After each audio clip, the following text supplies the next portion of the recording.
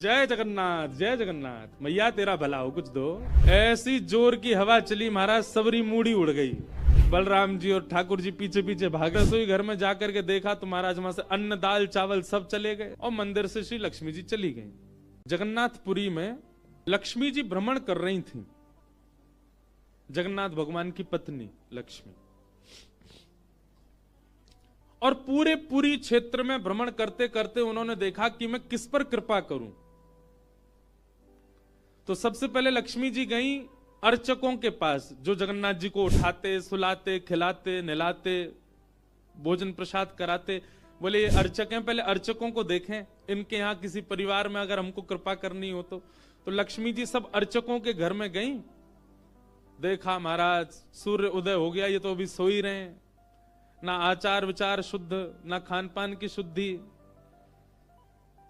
लक्ष्मी जी ने देखा महाराज सबरे पुजारी अर्चक साधक लेट लेट तक सो रहे हैं, ना आचार विचार शुद्ध, ना खान पान की शुद्धि, ना वस्त्रादि धुले हुए, एक ही वस्त्र हैं, 5-5 दिन तक उन्हीं को पहनने हैं। लक्ष्मी जी बोली ये मेरे रहने लायक स्थान नहीं है, इसको यहां नहीं आऊंगी मैं। और तभी लक्ष्मी जी ने आगे जाकर के देखा कि वह परिवार जिनको झाड़ू लगाने की सेवा थी, नाली आदि साफ करने की सेवा थी, जिनको मंदिर में प्रवेश तक नहीं करने दिया जाता, उनके घर में गोबर का चौका, सब ब्रह्म मुहूर्त में उठ गए हैं, तुलसी जी को जल दे रहे हैं, घर में बिल्कुल शुद्ध भोजन बन रहा है, आचार विचार की शुद्धि, हाथ स्वच्छ हैं, पैर बच, जन्म से उनकी जाति कहीं ऊंची नहीं है, लेकिन बाकी सब कुछ उनका स्वस्थ था, बिल्कुल शुद्ध था। लक्ष्मी जी की कृपा चाहते हैं ना, पवित्र रहना प्रारंभ कर दो। लक्ष्मी जी को पवित्रता बहुत प्रिय है। आपने आज जो वस्त्र पहने, कल अगर आपने पहन लिए, लक्ष्मी जी तुरंत चली जाएंगी। इतनी भी अपवित्रता लक्ष्मी जी को प्रिय नहीं है। लक्ष्मी जी बोली ये अच्छी है, इसके यहां मैं जाऊंगी। लक्ष्मी जी प्रत्यक्ष प्रकट हो गई उनके घर में जाकर के। अब वे तो बेचारे छोटे मोटे लोग, बेचारे ज्यादा धनवान तो थे नहीं। उन्होंने जब देखा कि अत्यंत गहने पहन रखे हैं, ऐसी मधुर सुगंधी आ रही है, रूप देख करके नेत्रों के पलक नहीं झपके जा रहे, सबने दंडवत प्रणाम किया। बोले आपका परिचय? बोले हम जगन्नाथ जी की गृहिणी हैं, साक्षात लक्ष्मी। वे सब घर के लोग, अरे हमारे घर का तो जल भी आपके स्पर्श योग्य नहीं है, हम तो ऐसे लोग हैं, हम तो नीचे लोग हैं। ये लक्ष्मी जी बोली ये सब बात नहीं करो, हम लोग ठाकुर जी ये सब विचार नहीं करते। तुम्हारा आचरण देखो कितना शुद्ध, तुम्हारे व्यवहार कितना शुद्ध, तुम्हारी बुद्धि कितनी शुद्ध है। और सुनो, चौकी लगाओ, जो भी घर में बना है प्रत्यक्ष थाल में पधराओ, हम तुम्हारे यहां प्रसाद पा करके जाएंगे। पूरा घर भाव विवल हो गया, सबके नेत्रों में आंसू, साक्षात लक्ष्मी जी आई हैं। सबने पवाया। लक्ष्मी जी प्रेम से प्रसाद पा रही थी, तभी जगन्नाथ जी के बगल में ही विराजती हैं सुभद्रा जी, सुभद्रा जी के बगल में विराजते हैं श्री बलराम जी। बलराम जी भ्रमण कर रहे थे पुरी में, भ्रमण करते करते वो घर घरों में झांक के देख रहे थे क्या हो रहा है। जैसे ही उस घर में झांक के देखा तो श्री लक्ष्मी जी प्रसाद पा रहे हैं। बलराम जी बोले राम राम राम राम राम राम, ये झाड़ू पोंछा बर्तन करने वाले लोग, इनके यहां पर चले जाओ, इन पर कृपा करो, पर भैया इनके यहां तो भक्ष भक्ष भी बनता होगा, मांस भी बनता होगा, और ये लक्ष्मी जी यहां बैठ करके प्रसाद पा रही, हमारी घर की बेटी, हमारी घर की बहू, बिल्कुल आचार विचार की शुद्धि नहीं रखी। नाक फूल गई, बलराम जी की नाक फूल गई। महाराज आकर के कुछ बोले तो नहीं, मंदिर में आके बैठ गए। तो लक्ष्मी जी प्रसाद बनाती हैं। जैसे ही भोग रखा गया जगन्नाथ जी के आगे, बलभद्र सुभद्रा जी तुरंत हाथ पांव धो के बैठ गए। बलराम जी अपने सिंहासन से ही नहीं उठे, नाक फुला के बैठे हैं। जगन्नाथ जी बोले भैया आ जाओ, भोग आए गए, हमें नहीं पाना, तुम लोग पाओ। तो क्यों, क्या हो गया? अब क्या बोले, अब तो सब आचार विचार सब खत्म हो चुका है। परमात्मा होते हुए भी हमारे यहां आचार विचार नहीं चल रहा है, तो फिर इंसान क्या आचार विचार का पालन करेगा? जगन्नाथ जी बोले भाई कोई बात पे बुरा मान गए जे, तो इनसे बात करें। जगन्नाथ जी गए, भैया कहा भयो, आप इतने उदास क्यों, इतने नाराज क्यों?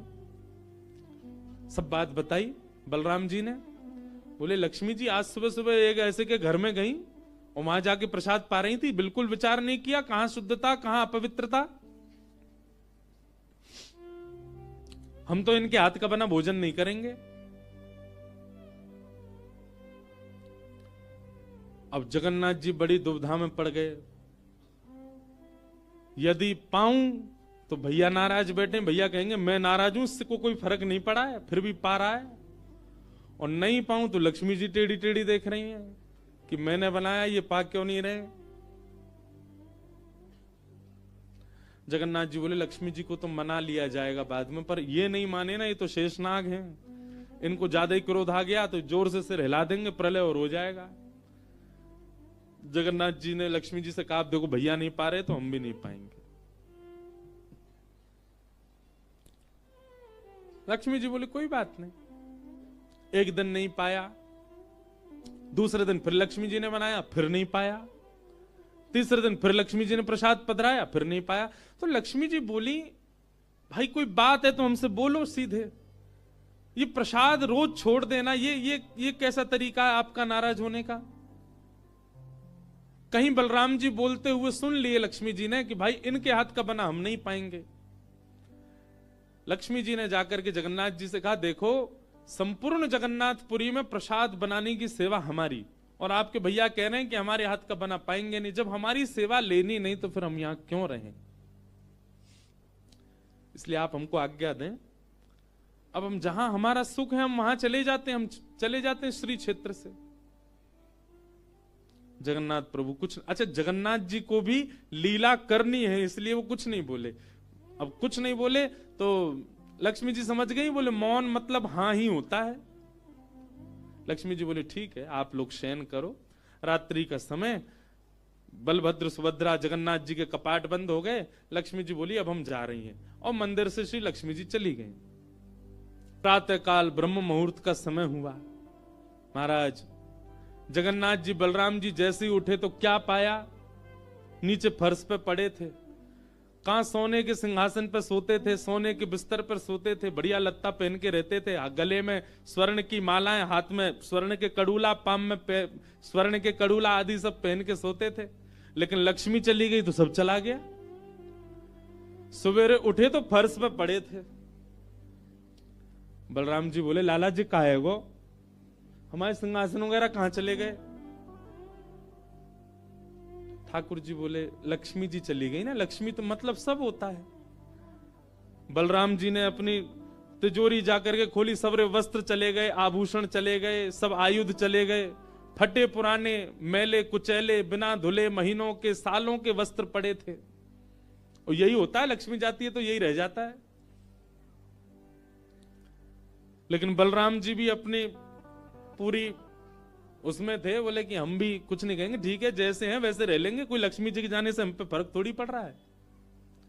चल लाला भोजन को समय है क्यों, प्रसाद पामे। ठाकुर जी बोले कैसे प्रसाद पाएंगे, प्रसाद तो लक्ष्मी बनाती है, लक्ष्मी चली गई, खुद ही बनाना पड़ेगा। बोले हाँ हाँ तो हम पे कोई बनावी कमी, हम दोनों मिलके बनाएंगे।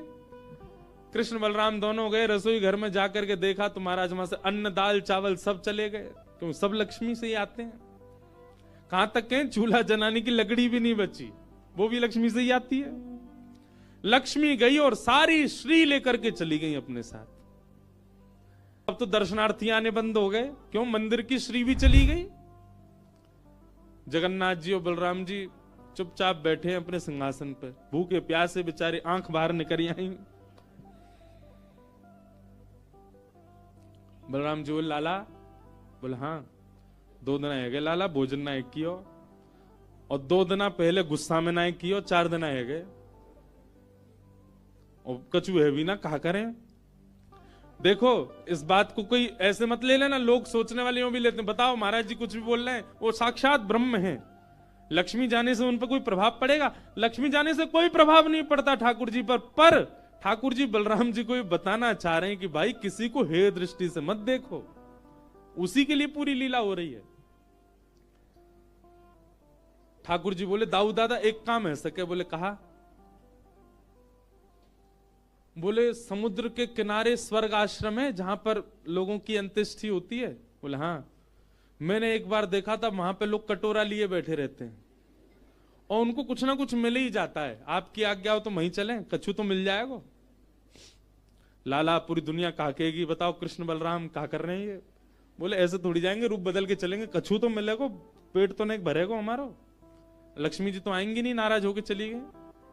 बलराम जी बोले हाँ हाँ जान दे, ये बहू के बड़े नखरे हैं, चली गई तो कहा हम का भूखे रहेंगे। चल लाला मेहनत करके उद्यम करके भिक्षा मांग के पालेंगे। और श्री कृष्ण बलराम दोनों छोटे से बालक का रूप धारण करके गए और स्वर्ग आश्रम के बाहर कटोरा लेके बैठ गए। कोई कुछ तो दे जाएगा। ठाकुर जी और बलराम जी अपनी झोली फैला के जय जगन्नाथ मैया तेरा भला हो, कुछ दो। और कोई कुछ नहीं थे। एक ने तो डांट दिया, बोले हे छोटे बालकों क्या करते हो, विद्यालय जाया करो, पढ़ाई लिखाई क्या करो, क्या बचपन में आके बैठ गए हो यहाँ पे। बलराम जी बोले लाला ही तो बहुत डांट रही है। ठाकुर जी मनी मन कहें और कर लो अपमान लक्ष्मी जी का। इतने में ही एक महात्मा आए, उन पर धन तो था नहीं, उनके पास में बस मूड़ी थी। महात्मा जी के पास भेल थी, भेल। ठाकुर जी ऐसे झोली फैला के बैठे, बलराम जी भी। तो महात्मा जी ने क्या किया, ऐसे करके लो बच्चों, लो पालो, पेट भर लो। बलराम जी बोले लाला एक समय को भोजन तो मिल ही गयो। ठाकुर जी बलराम जी दोनों खुश हुए। लक्ष्मी जी ने दूर से देखा, ए पवन देव जोर से बहना प्रारंभ करो। ऐसी जोर की हवा चली महाराज, सबरी मूड़ी उड़ गई। बलराम जी और ठाकुर जी पीछे पीछे भागे, मूड़ी सबरी उड़ गई।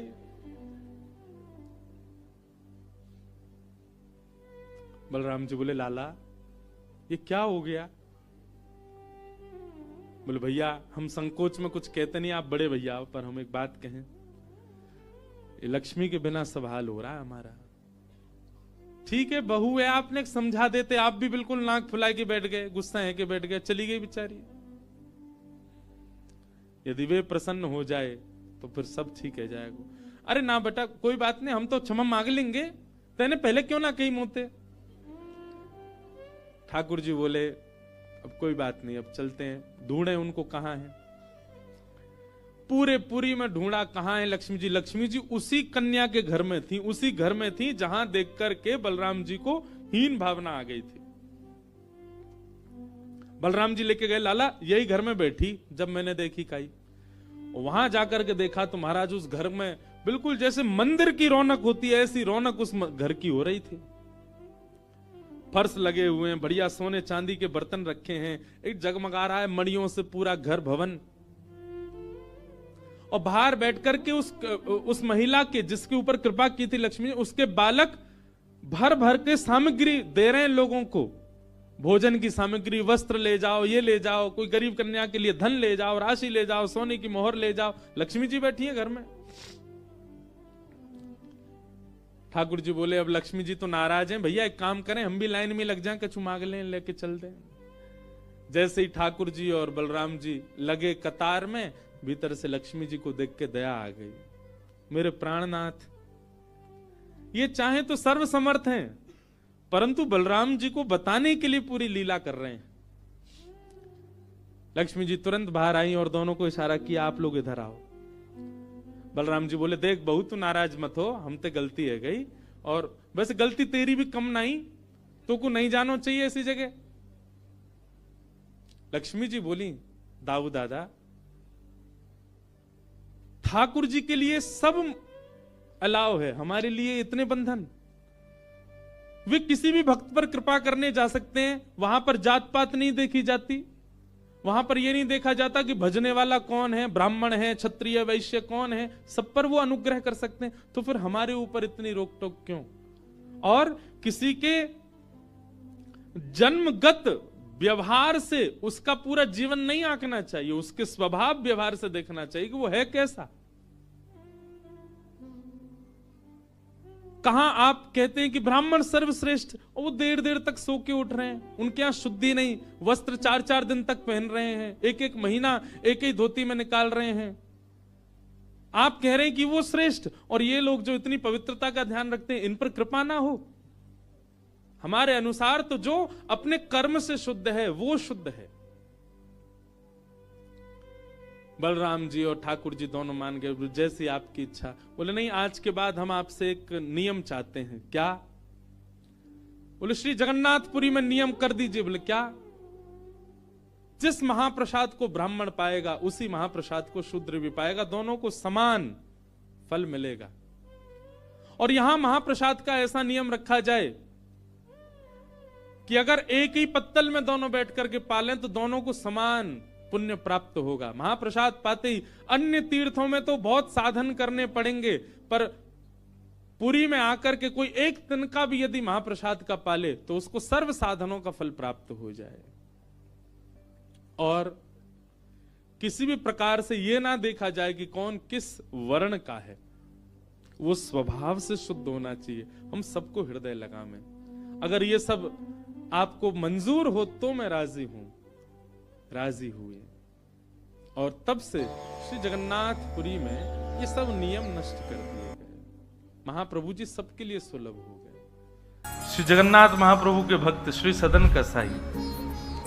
सदन कसाई जो थे वो मांस बेचते थे, यही उनका काम था। एक बार ऐसे तराजू में तोलते थे मांस को, तो जब मांस का विक्रय कर रहे थे तो उनको पता नहीं चला, वो भार की जगह शालिग्राम जी को रखते थे। लेकिन कीर्तन उनको बड़ा प्रिय था, कीर्तन करते हुए मांस बेचते थे। बताओ, ऐसा उनका स्वरूप। एक बार एक महात्मा वहां से निकल रहे थे, तो महात्मा ने जैसे देखा, वो तो देखते ही पहचान गए।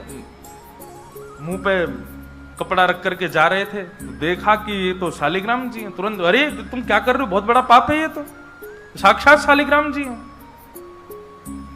उसने कहा महाराज मुझसे गलती होगी, मुझे तो पहचान है नहीं। बोले लाओ इनको मुझको दो। शालिग्राम जी ले लिए महाराज, जाकर के शुद्ध नदियों के जल से स्नान कराया, पंचामृत स्नान कराया, इत्र लगाया, चंदन लगा करके चांदी के सिंहासन पर बैठा के माला पधरा दी। ठाकुर जी का कीर्तन, बढ़िया खीर बना के भोग लगाई और खूब रोए महात्मा। बोले कि नाथ आप भी कहां के कसाई के यहां बैठे थे, अब आप विराजो, प्रेम से रतन सिंहासन पर विराजो। ठाकुर जी विराज गए। रात्रि को महात्मा के स्वप्न में आए और स्वप्न में आकर के बोले सुनो, सुबह होते ही हमको ले जाओ और हमको वो सदन कसाई के पास छोड़ के आओ। महात्मा बोले महाप्रभु मांस बेचता है, वो आपको तोलता है, तोलने के लिए भार बना करके रखता है, आप उसके यहाँ क्या करेंगे? ठाकुर जी कह रहे हैं हम जितना कह रहे हैं उतना करो बस। बोले नाथ ये तो वेद विरुद्ध हो जाएगा, ये तो शास्त्र विरुद्ध हो जाएगा, मैं आपको कैसे वहां छोड़ के आ सकता हूं? आपको वहां क्या सुख मिल रहा है? वो शुद्ध नहीं, पवित्र नहीं, उसका स्थान अच्छा नहीं। मांस विक्रय करने वाला व्यक्ति, महापापी व्यक्ति, वहां क्यों जाना है आपको? ठाकुर जी बोले कहीं पर हमको स्नान करने में सुख मिलता है, कहीं हमको सिंहासन पर बैठने में सुख मिलता है, कहीं भोजन करने में सुख मिलता है, कहीं माला पहनने में सुख मिलता है। सदन कसाई के हमको लुढ़कने में सुख मिलता है। उसके तराजू में जब वो तराजू से तोलता है तो हम इधर उधर लोटपोट होते हैं, हमको उसमें बहुत आनंद आता है। हमको छोड़ के आओ उसके पास ही। और वो मांस विक्रय करता है, चलो जो भी है, लेकिन जब उसके यहाँ तोला जाता है और वो तोलते समय हम लुढ़कते हैं तो वो कीर्तन गाता है, वो मुझे बहुत अच्छा लगता है। मुझे उसके पास छोड़ के आओ। न जाने कौन से गुण पर दयानिधि रीझ जाते। सदन कसाई के पास महात्मा वापस आ गए और आकर के शालिग्राम जी देने। सदन कसाई बोलो नाथ यहाँ क्यों ले आए इनको दोबारा? यहाँ तो मांस बिकता हूं मैं, बहुत गंदा स्थान है ये। बोले धरो इनको अपने पास ही। ठाकुर जी रात में स्वप्न में आकर के कह के गए कि उनको तुम्हारे संग ही रहना है। हाथ पांव कांपने लगे, नेत्रों से अश्रुधार गिरने लगे सदन कसाई के। मन में विचार करते हुए कहता है कि मैं इतना पापी, इतना गंदा इंसान, और ये ठाकुर जी मुझसे मिलने के लिए मेरे पास चले आए। मैं इनके लिए इतना भी नहीं कर सकता कि ये दूषित काम ना करूं। ज्यादा से ज्यादा क्या होगा? भोजन ही तो नहीं मिलेगा मुझे, धन ही तो नहीं कमाऊंगा, लेकिन इससे बड़ा और धन क्या चाहिए कि ठाकुर जी मेरे से मिलने के लिए व्याकुल हो रहे हैं। उसी समय सदन कसाई ने अपनी दुकान बेच दी, सब काम बंद कर दिए और बस अपने ठाकुर जी के लिए जीवन जीने लगा। आप मुझसे मिलने के लिए तड़प रहे थे नाथ, अब मैं तड़पूंगा आपसे मिलने के लिए, मैं आऊंगा आपसे मिलने के लिए। निकल पड़े सदन कसाई जगन्नाथपुरी की ओर। पूछा लोगों से, कहां है पुरी? लोगों ने दिशा बता दी। बोले वहीं विराज रहे हैं जगत के नाथ, वहीं विराज रहे हैं साक्षात नंदन नंदन। एक सदन कसाई निकल पड़ा जगन्नाथपुरी की यात्रा पर। बस बार बार उसके मन में एक ही भावना आती है, आप मेरे से मिलने के लिए तड़पे थे, आप मेरे पास रहने के लिए तड़पे थे, मैं आऊंगा आपसे मिलने के लिए। और निकल पड़ा। कीर्तन की टोलियां जा रही हैं, वैष्णव जन नाचते गाते हुए जा रहे हैं। जैसे जैसे वैष्णवों की टोलियां और कीर्तन की टोलियां निकलती हुई देखे सदन कसाई, उसका मन हो कि मैं भी चला जाऊं। तो जो लोग पहचानते थे वो लोग कह देते थे, अरे कसाई है ये। तो सब लोग उसको कहते, भाई तुम हमसे दूर चलो, हमारी टोली में चलोगे, हमारे संग बैठ के खाओगे पियोगे, हम सब पवित्र हो जाएंगे। जिस मार्ग पर सब लोग चल रहे हैं सदन कसाई उस मार्ग से उतर करके चल रहे हैं। कहीं मैं इस मार्ग पर चलूंगा, मेरे चलने से मार्ग अपवित्र हो जाएगा। और स्मरण कर रहे हैं महाप्रभु श्री जगन्नाथ जी का। सदन कसाई चलते जा रहे हैं, एक मार्ग से उतर करके चल रहे हैं, निष्ठुर मार्ग पर चल रहे हैं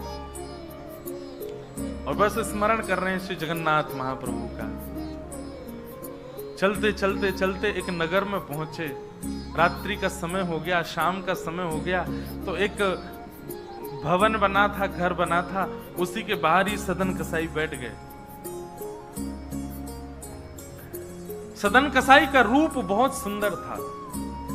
नेत्र, उनके केश, उनके मुख की आकृति, उनकी भुजाएं बहुत सुंदर थे।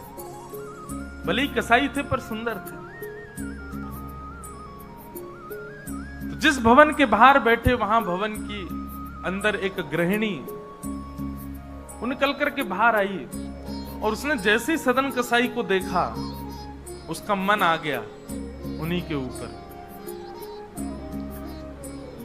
शाम का समय सदन कसाई को लोभ देने लगी और उसने इशारा करके कहा कि भीतर आ जाओ। सदन कसाई ने उसकी ओर देखा और उनके मन में तो बस जगन्नाथ जी बैठे हैं, कोई ऐसा भाव तो दूषित था नहीं। उन्होंने इशारा कर दिया, कुछ इशारा किया और उस इशारे को उस कन्या ने, उस महिला ने ऐसा समझा कि मानो ये कहना चाह रहे हैं कि तुम भीतर जाके पहले अपने पति का वध करो, तब मैं रहूंगा तुम्हारे साथ। विषय हावी हो गया उस माता के। भीतर जाके उसने अपने पति का वध कर दिया, मार दिया। और बाहर आकर के सदन कसाई से कहा, अब तो चलो, मैंने अपने पति को मार दिया, चलो मैं और तुम ब्याह कर लेते हैं। सदन कसाई बोला, देवी ये तेने कहा किया, मैंने तो नहीं कहा था कि तुम मारो। बोले, हो तुम झूठ बोलते हो, तुमने ही तो कहा था कि उसका वध कर दो तब रहूंगा। अब तुम्हारे पास एक ही रास्ता, या तो मेरे साथ रहो, नहीं तो मैं सबको बता दूंगी कि तुमने मेरे पति को मरवाया है। पर जिनके हृदय में श्री ठाकुर जी विराजमान हैं, उनको अन्य किसी के लोभ की इच्छा नहीं होती। उन्होंने कहा, ज्यादा से ज्यादा मार दोगी मुझको और क्या, बदनामी होगी, सब होगा, लेकिन मैं अपनी स्थिति से नहीं हट सकता। और उन्होंने अस्वीकार किया। हुआ वही, उसने हल्ला मचा करके सबको इकट्ठा कर दिया, मेरे पति को इसने मरवा दिया और ये आदि आदि सब कर दिया। सदन कसाई को बंदी बना करके राजा के सामने प्रकट कर दिया। राजा के यहां उसको प्रस्तुत कर दिया, बंदी बना दिया। और बंदी बना करके कहा कि आप स्वीकार करते हैं कि आपने ये अपराध किया है इनके पति को मारने का? सदन कसाई कुछ नहीं बोला। बोले, क्योंकि पक्ष तो पूरा उन्हीं की तरफ जाने वाला, मैं कितना भी मना करूं, मैं सफाई क्या दूंगा, मैं कैसे प्रस्तुत करूंगा, मैं विवाद कैसे करूंगा? वैष्णव का स्वरूप होता विवाद में नहीं पड़ता। वो चुपचाप खड़े रहे, बस मुस्कुराते रहे। बोले, अब सत्य तो ठाकुर जी जानते हैं, मैं अब आपको कैसे बताऊं कि मैंने नहीं किया। मैं कहूं कि मैंने नहीं किया तो मेरे पास कोई प्रमाण नहीं है ना देने का कि मैंने नहीं किया। और प्रमाण देने के लिए, इकट्ठा करने के लिए, इतने प्रपंच में पढ़ने के लिए मैं नहीं निकला हूं। मैं तो जगन्नाथ जी से मिलने के लिए। आपको जो दंड देना है बस मृत्यु दंड मत देना, बाकी जो दंड देना है दे दो, मुझे जगन्नाथ जी का दर्शन करना है। राजा ने सदन कसाई की बात तो मानी कि मृत्यु दंड तो नहीं दिया, पर कहा कि जिन हाथों से तुमने उस व्यक्ति का वध किया उन हाथों को हम काट देंगे। सदन कसाई बोले मैंने एक बार एक कथा में सुना है कि श्री जगन्नाथ जी की भी भुजा नहीं है, लो काट दो। जैसे मेरे स्वामी वैसा मैं, और अपनी दोनों भुजाएं आगे कर दी। मेरे स्वामी भी तो ऐसे ही रहते हैं। सदन कसाई ने अपने दोनों हाथ आगे किए और राजा के दूतों ने उनके हाथ काट दिए।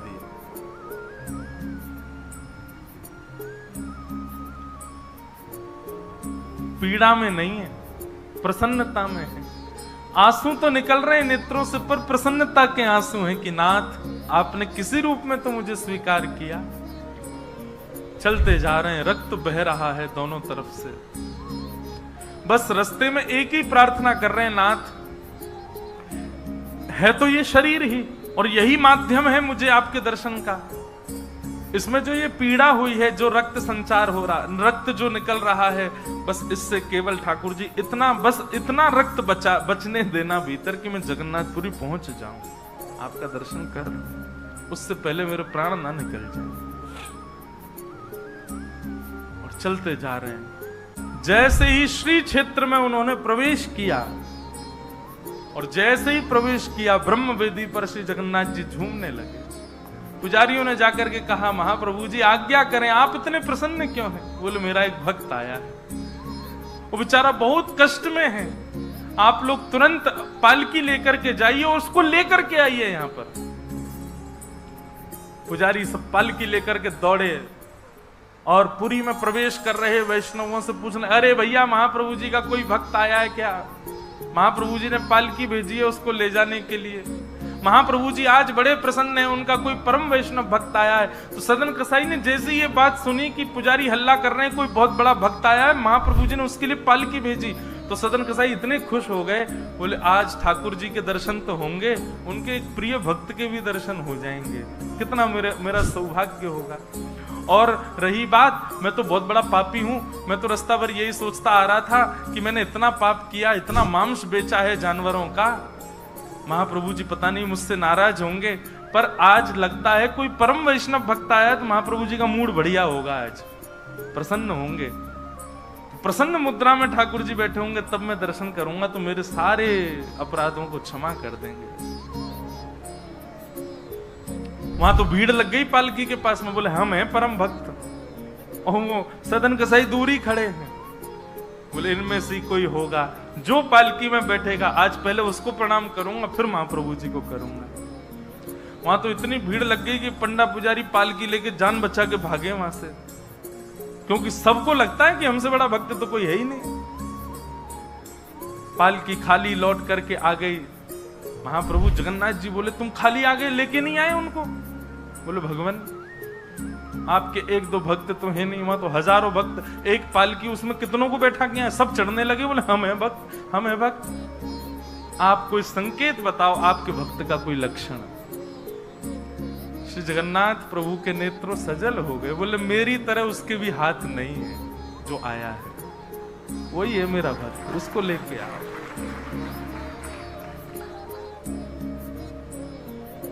पुजारी पालकी लेकर के दोबारा गए। पुजारियों ने जाकर के जब उनकी स्थिति को देखा, कोई अपने नेत्रों के आंसुओं को रोक नहीं पाया। बार बार महाप्रभु जगन्नाथ जी को प्रणाम करें, कितने दयालु हैं नाथ, कितने कृपालु हैं आप। सदन कसाई को जाकर के पुजारियों ने उठाया, बोले चलो महाप्रभु जी ने तुम्हारे लिए पालकी भेजी। सदन कसाई बोले आपको कोई गलत सूचना मिल गई, मैं नहीं हूं वो भक्त जो इसमें। बोले नहीं तुम ही हो, ठाकुर जी ने आज्ञा करके भेजा है। सदन कसाई बोले अगर मैं पालकी में बैठा तो मेरे अभी प्राण निकल जाएंगे, आप सबसे प्रार्थना है मेरी, मैं महाप्रभु जी की आज्ञा स्वीकार करता हूं, मैं आपके संग चल दूंगा, लेकिन पालकी में नहीं बैठ सकता।